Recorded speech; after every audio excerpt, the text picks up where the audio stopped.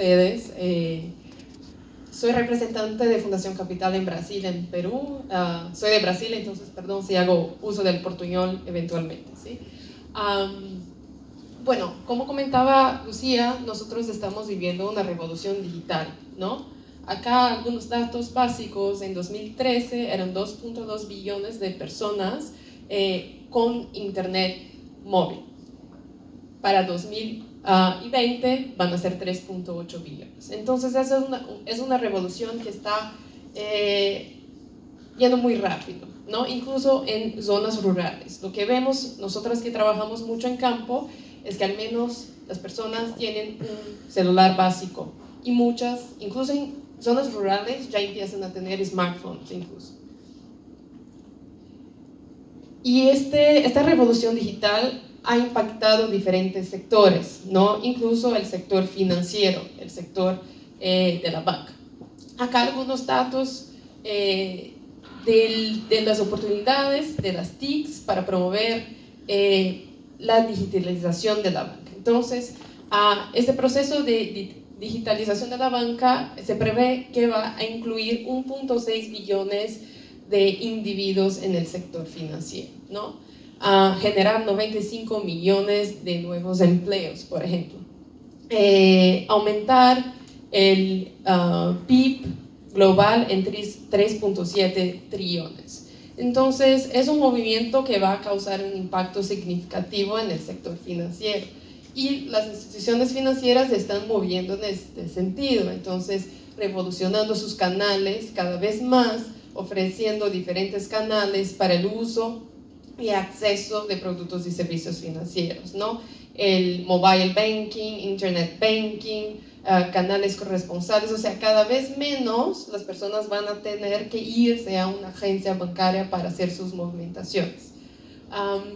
Y no solamente la banca tradicional, hay que mencionar la creación de una serie de fintechs, que son empresas que están revolucionando también el mercado financiero, que ofrecen modelos de negocio distintos. Incluso la mayoría de las fintechs no tienen una presencia física, son totalmente digitales, no tienen una agencia, un punto que el consumidor, su usuario, tiene que irse para hacer sus movimentaciones. Entonces, es un impacto, es una transformación que está sucediendo muy rápido en el sector financiero. Y nosotros desde Fundación Capital muy brevemente es una organización también no gubernamental, internacional. Estamos en 13 países de Latinoamérica y 2 países de África, y trabajamos con la superación de la pobreza. Como CARE, uno de los ejes que trabajamos es la inclusión financiera y educación digital.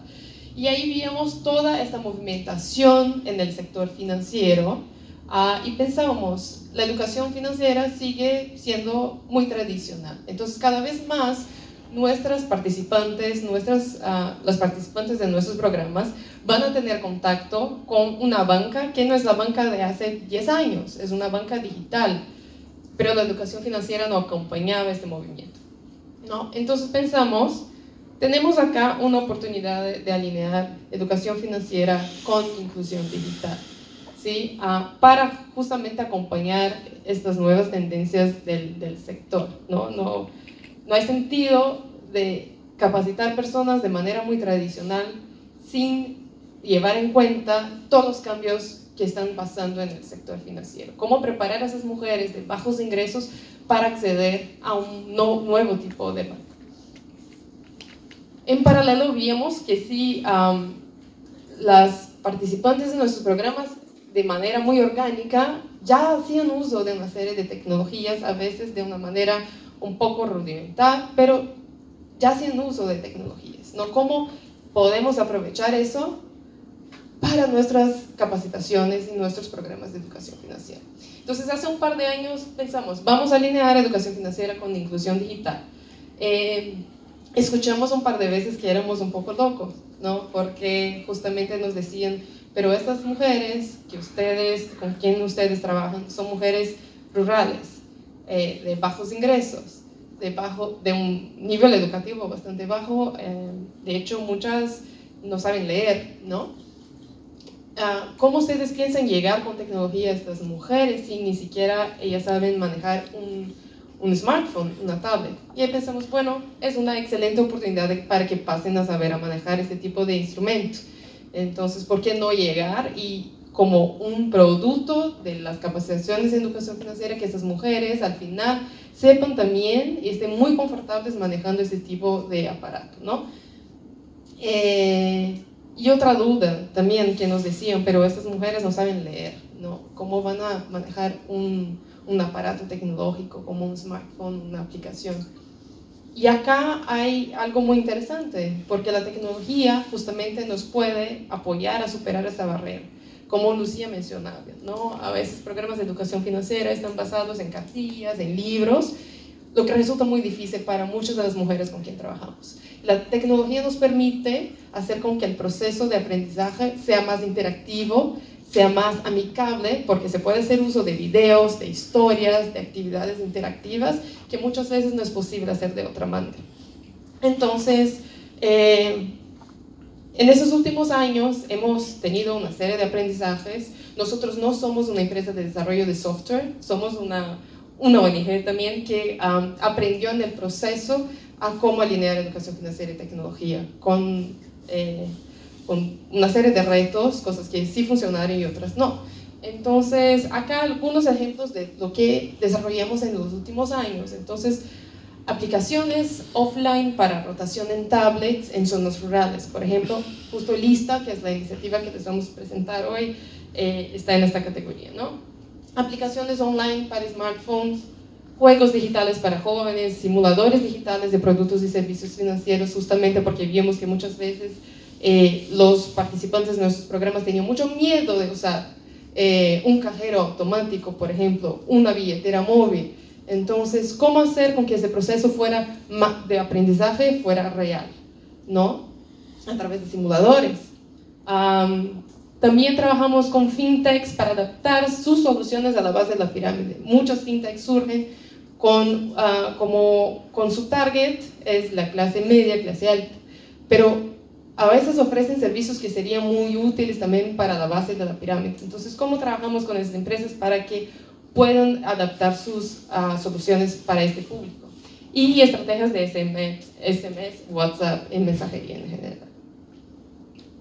Bueno, como les comentaba, fue todo un proceso de también cambiar nuestro chip y tuvimos una serie de aprendizajes en el último año y me gustaría destacar 3, incluso para si ustedes piensan en hacer algo en términos de educación financiera de manera digital o en otros temas, es importante siempre considerar, creo que esos 3 puntos, ¿no?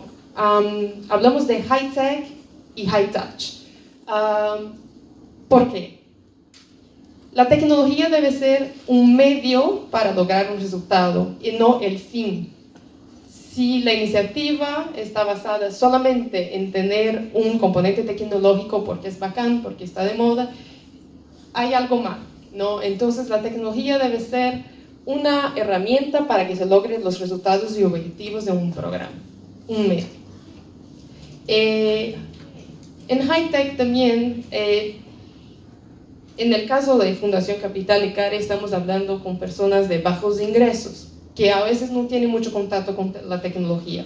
Pero no es por eso que podemos desarrollar herramientas que son muy simples o que no tienen calidad, porque estas personas necesitan estar muy confortables usando nuestras herramientas. Eso significa una herramienta de calidad, que sea estéticamente atractiva, que sea amigable, user-friendly. Entonces invertimos bastante en crear soluciones que están muy adaptadas a las necesidades de las poblaciones con quien hablamos y que tengan calidad, que sean atractivas y muy fáciles de usar.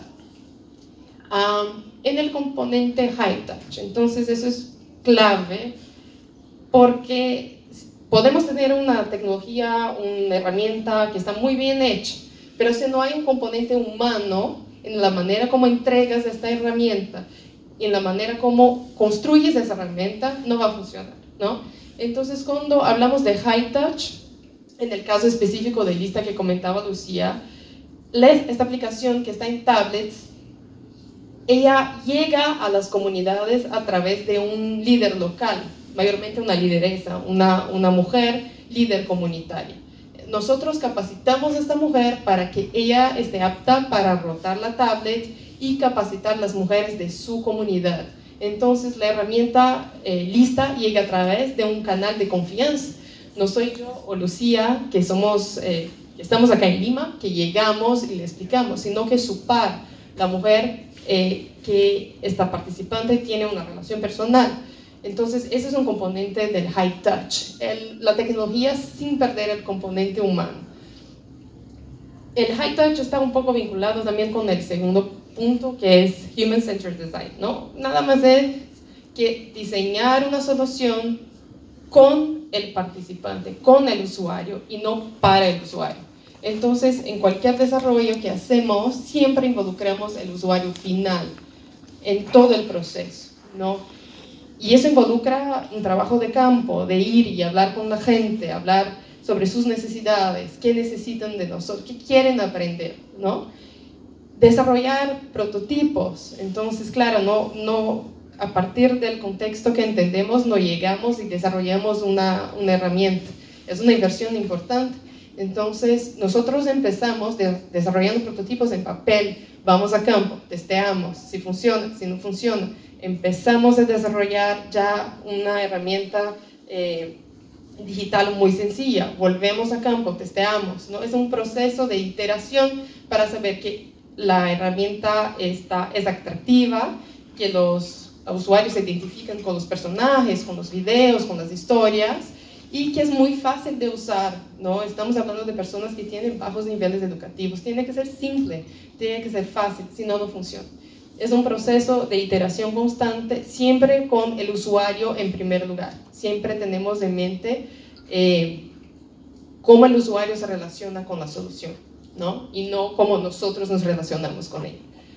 Y por fin, la adaptación constante, como les decía, ¿no? La ventaja de trabajar con una solución digital es que se puede adaptar constantemente. Entonces estamos en campo, vemos que algo no funciona, se puede adaptar de una manera rápida.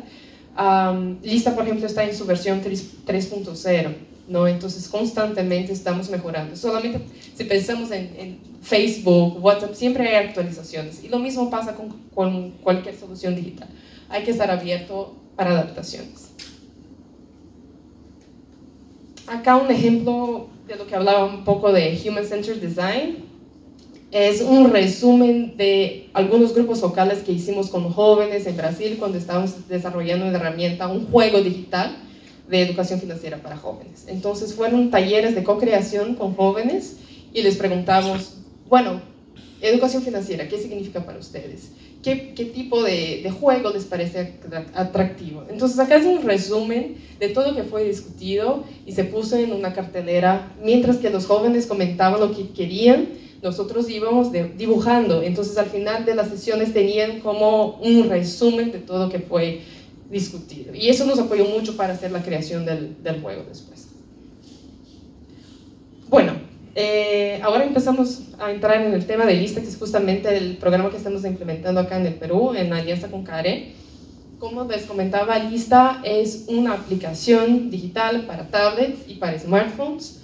Funciona de manera offline, porque eso es algo que siempre nos preguntan también. Estamos en zonas rurales, no hay conectividad en muchas áreas. Entonces, en este caso, nuestras aplicaciones funcionan de manera offline, ¿no? Y cuando se conectan al internet, ahí sí los datos que están en la aplicación van para nuestra base de datos. Entonces hay un sistema de monitoreo integrado en la herramienta. Lista ya fue implementado con más de 400.000 personas en 5 países. Entonces Colombia, México, Brasil, Honduras, República Dominicana, ahora en Perú, y este año también estamos haciendo las primeras implementaciones en África, ¿no? Bueno, ahora Lucía les va a comentar un poco del piloto que hicimos con CARE en Piura.